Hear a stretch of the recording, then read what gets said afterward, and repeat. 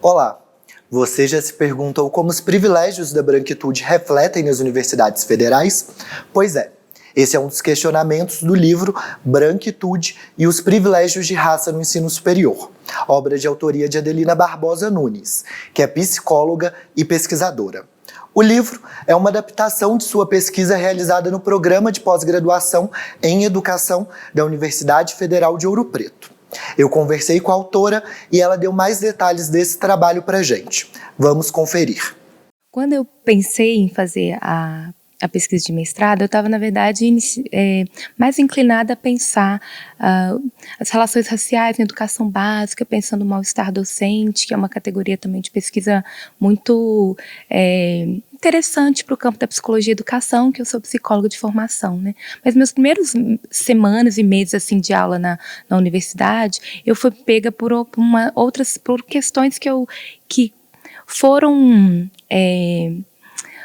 adensando um pouco dessa própria condição característica do racismo, que são as hierarquias, né? Eu comecei a pensar assim na minha experiência de discente, naquilo que eu escutava dos alunos da graduação, sobre como que o currículo deles era, como é que as coisas aconteciam, como que esse debate estava na formação deles aqui na UFOP. E aí eu comecei a pensar assim, né? Se existe essa hierarquia, né? Quanto mais privilégio a docência tinha, mais branco as pessoas ficavam. Então, na educação básica, a gente vai ter a maioria dos professores negros. A gente não tem um censo robusto que estava me dando essas informações na época, mas as informações empíricas foi me trazendo essa leitura, eu não tinha acesso sistemático a esse dado. Eu pensei, né, a universidade é a formação mais privilegiada, onde nós temos a intelectualidade brasileira, onde nós temos mais chance dos professores em fazer formação continuada, em participar de intercâmbio internacional. Então, assim, como que a gente não tinha uma formação no ensino superior para a educação das relações étnico-raciais, provavelmente eu estava descobrindo como estaria meu campo na educação básica. Eu achei interessante, dentro dessa discussão de normalização e hierarquia, que é o que a branquitude vai trazer para a gente, né, vai contribuir no campo da educação e no campo da pesquisa, interrogar esse ensino, essa etapa de ensino que é historicamente privilegiada, composta pelas pessoas brancas, né? O livro aborda questões fundamentais relacionadas à raça, à educação e à psicologia. Um dos aspectos destacados na obra é o processo de integração racial aqui na instituição, como explicou a Adelina.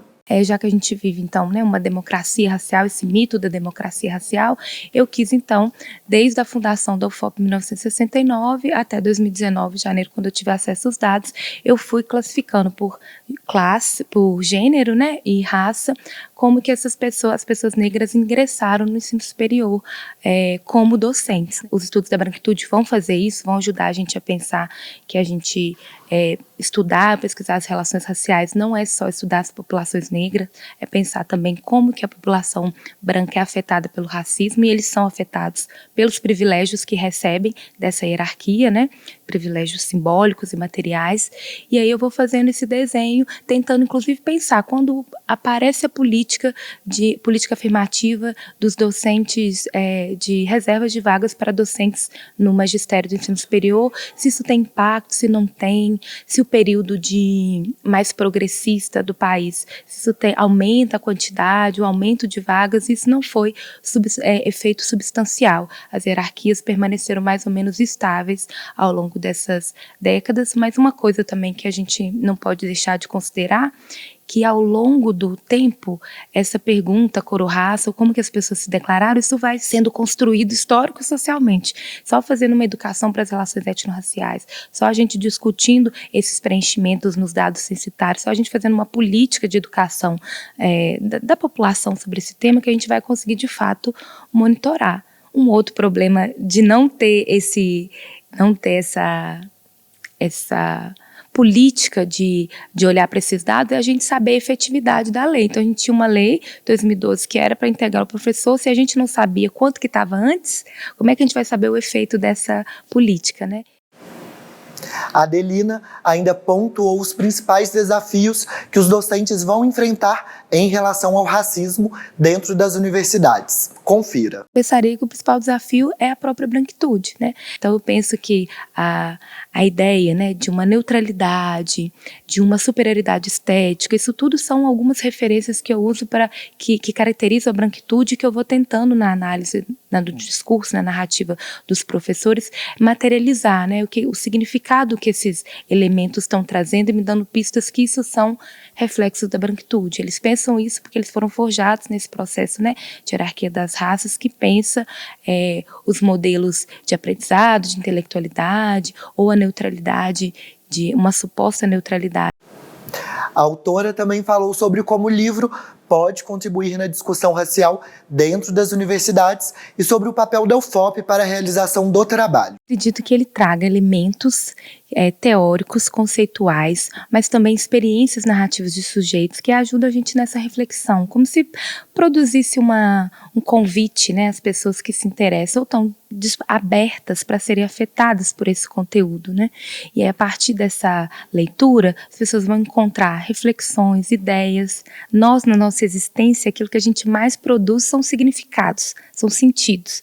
Eu não acho que o livro vai dar conta de toda a complexidade do tema, mas ele, de uma maneira afetiva, que eu acho que eu escrevo dessa forma também, convidando o outro a assumir essa posição, né, não de leitor passivo, mas de ativo, né, no seu processo de existência, ele pode furar um pouco essa resistência de falar sobre o tema, podem dar caminhos para as pessoas procurarem outros assuntos relacionados, ajuda também a gente a pensar assim, renova um pouco essa discussão que a gente às vezes fica centrado na população negra, então a gente começa a olhar, né, que se alguma coisa, pensando para leitores que podem ser negros ou não negros, né? Sem a universidade esse livro não existiria, né? Assim, até a possibilidade de produzir pesquisas hoje no Brasil, a gente precisa realmente do apoio, né? Então, apoio institucional, nós temos no Departamento de Educação, que do UFOP, excelentes professores que, de uma maneira indireta, né, o contato com eles, as aulas, as discussões, né? Um dos autores já disse, né? O Adilson Pereira, Margarete Diniz, a Cassandra, também dá para pensar assim, Marcos Vinícius Fonseca, que é uma figura importantíssima para a história da educação. Então, o contato com essas mentes, essas intelectualidades negras que estão produzindo, a abertura, né? Acho que também não dá para pensar assim, por mais que a gente pense na contradição, se não tem na CGP, né, Coordenadoria de Gestão de Pessoas, alguém que me permita o acesso, nada disso seria possível, né? Então, eu penso no programa, eu penso nas parcerias que o programa abriu internamente, e a gente precisa de pessoas que abram esses espaços institucionais, né? Tá aí o convite da Adelina para que as pessoas conheçam a obra. O livro Branquitudes e os Privilégios de Raça no Ensino Superior está disponível no sistema de bibliotecas da UFOP e pode ser retirado para empréstimo. Além disso, ele pode ser adquirido no site da editora Apres e nas livrarias. Continue acompanhando a programação da TV UFOP no nosso canal na TV ou pela internet. É sempre bom ter a sua companhia.